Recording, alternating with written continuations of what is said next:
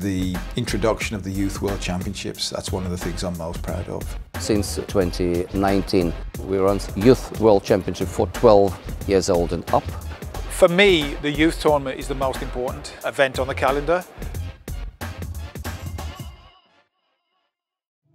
2019, IMMAF introduced the youth program, which was competitive youth program. So we have World Championship in 3 age groups, 12 to 13, 14 to 15 and 17 to 18. On top of that, we now have designed the developmental program for younger group from 6 to 11. That does not include competition at all.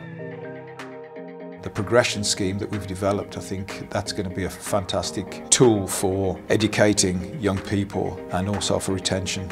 You know, I always use the example of my own example with my own kids, you know, and I used to take them swimming, and if they swam 5 yards, they get a certificate EUAT, and then they'd want to go back the next week and do 10 yards and they get another certificate. So that's all the progression is. If you're able to be attractive to young people and their parents, don't forget, more importantly, that they think, great sport, going to give my kid disciplines, give them, you know, have fun doing it, it's going to make them healthy.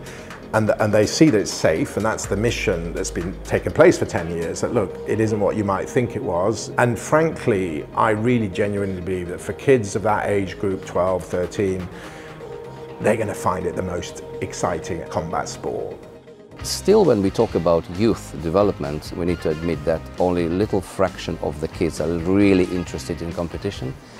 We still have a massive amount of kids who are doing that for recreational purposes. They would never ever wish to jump in a cage and try out themselves, so we always need to consider these 2 major groups in youth, those who will compete at some stage and those who will not.